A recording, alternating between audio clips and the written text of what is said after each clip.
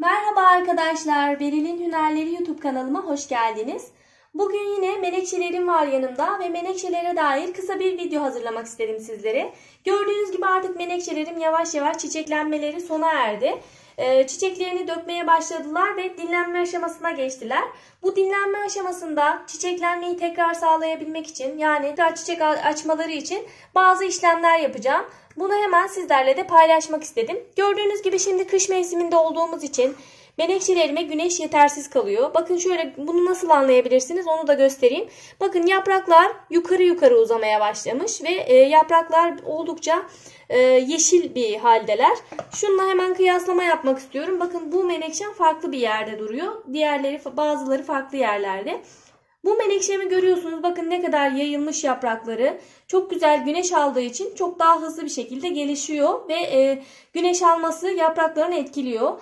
Ve diğerlerini mesela şunu da göstermek istiyorum. Bakın bunun yaprakları da yukarıya uzamış bir vaziyette. Yapraklar yukarıya uzuyorsa bu şekilde güneş yetersiz kalıyor demektir. Zaten ülkemizde yine güneş sıkıntısı çok fazla olmuyor ama yabancı ülkelerde özellikle menekşeler için özel ışıklandırma sistemleri yapılıyor. Biz tabii evimizde bunu yapamadığımız için bol güneş alabileceği bir cam kenarına koymamız gerekiyor. Şuradan da göstereyim. Bakın bunlar da aynı şekilde yaprakları yukarıya bir uzamış bir şekilde ve çok fazla yapraklanmaları var. Şimdi ben bu menekşelerimi budamak zorundayım. Eğer menekşelerinizde budama işlemi yapmazsanız kesinlikle menekşeleriniz çiçek açmaz. Budama çok önemli. Bakın çiçeklerde de bu aynısı söz konusu. Bitkilerde, ağaçlarda da öyle. Budama yapmak çok önemli bir mevzu. Budama yapmazsanız tekrar çiçeklenmeyi veya ağaçlarda meyvelenmeyi sağlayamazsınız. O yüzden bu şekilde çok fazla yapraklanmış olanları, kenarlardan, aşağılardan sararmış olanları özellikle budama işlemi yapmalısınız. Saksı konusu da çok önemli. Saksı konusuna da dikkat edin. Çok geniş saksılar kullandığınızda menekşelerinizin çiçeklenmesi daha uzun sürecektir. Köklenme aşamasını bitirmeden çiçeklenmeye geçmeyeceği için yaprak verir. Bakın hemen şu menekşemi de göstermek istiyorum. Gördüğünüz gibi altlardan özellikle çok fazla yavrular var. Bu yavruların olması bitkinin gücünü yavrulara vermesi anlamına gelir ve bitki gücünü yavrulara verdiğinde çiçeklenmeyi gerçekleştiremez. Çiçeklenme yerine yavrulara bakmayı tercih eder.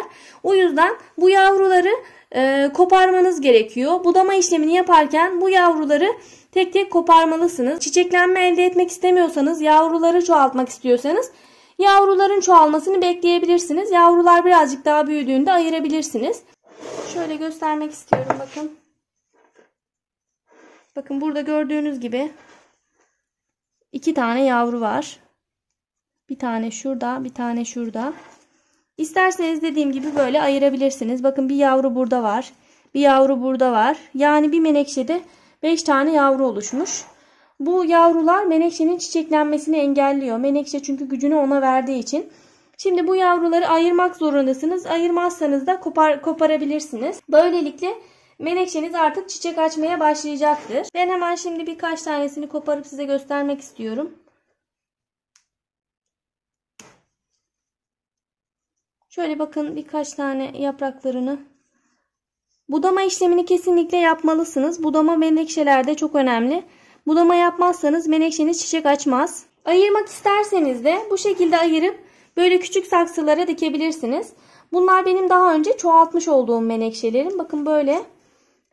Bununla ilgili de videolarım var. Kanalımda mevcut. Yukarıdaki linke tıklayarak onlara da ulaşabilirsiniz. Özellikle bu şekilde pet bardak kullanıyorum. Veya bu şekilde kapları kullanıyorum. Plastik kaplar da çok önemli. Onlar da çok faydalı oluyor. Şöyle derinliği az olan kapları kullanırsanız onlar daha etkili hatta. Ben bu saksıya sonradan geçirdim. Normalde küçük plastik kapları kullanıyorum. Peynir kutularını kullanıyorum. Onlarda daha hızlı köklenme sağlanıyor. Çünkü derinliği az olduğu için bitki köklenmeyi çok fazla sürdürmüyor ve artık yaprak çıkarmaya ve gelişmeye kendini bırakıyor. Yani derinliği çok fazla olmayan kapları tercih etmenizi tavsiye ederim. Ayrıca çoğaltırken de bitkinizi gördüğünüz gibi bakın yaprak kısmını, mesela diyelim şurada bir yaprak çoğaltacak olursanız şöyle göstereyim. Bu şekilde değil de bakın şuradan kırıyorsunuz. Ne kadar kısa olursa bitki gücünü o kadar o kadar daha iyi yavruya verecektir. Yani bir kısmını şöyle koparmanız gerekiyor. Bir parmak ya da 2 parmak kadar uzun olması yeterli olur. Çoğaltma yaparken de buna dikkat edin lütfen. Bitkinizin güneş alması çok önemli demiştim. Güneş almasının yanı sıra bitki besini kullanmanız da çok etkili olacaktır. Özellikle bu şekilde bakın muz kabuğu ile olan bitki besinini kullanabilirsiniz. Muz kabuğunda potasyum içerdiği için bu oldukça hızlı bir şekilde çiçeklenmesini sağlayacaktır. Zaten hazır bitki besinlerinin arkasında yazan yazıyı okursanız onların genel olarak içerikleri potasyum ağırlıklı. Potasyum ağırlıklı olanlar özellikle çiçek açmasını sağlıyor. O yüzden çiçek açması için özellikle muz kabuğu tarifini uygulayabilirsiniz. Bunu nasıl yaptığımı daha önceki videolarımda mevcut. Yukarıdaki linke tıklayarak ulaşabilirsiniz.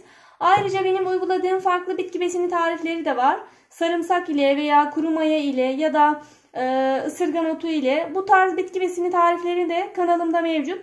Yukarıdaki linklere tıklayarak bunlara da ulaşabilirsiniz. Ben şimdi budama işlemlerimi bitirdikten sonra hemen bitki besinimi vereceğim ve en kısa zamanda çiçeklerim coşacaktır eminim ki. Siz de bitkilerinize bu şekilde uygulamalar yapabilirsiniz. Yapraklarını kırmaktan korkmayın arkadaşlar. Budama dediğim gibi çok önemli. Budama yapmazsanız çiçek açmayacaktır. Yani birkaç yaprağını kırmanız da herhangi bir bitkinize bir zararı olmaz. Zaten önemli olan sağlıklı olması. Sağlıklı olduğu sürece zaten bitkiniz çok hızlı bir şekilde yaprak da verebilir, çiçek de açabilir. Saksı konusuna da dikkat edin lütfen. Menekşeler büyük saksıyı sevmez. Bunu her defasında söylüyorum. Çok büyük saksıları tercih etmeyin. Bakın bu menekşem çok büyük olduğu halde ben bu kadar saksı kullanıyorum. En ideal boy, menekşeler için en ideal saksı boyu bu şekildedir. Çok fazla büyük saksıları tercih etmeyin lütfen.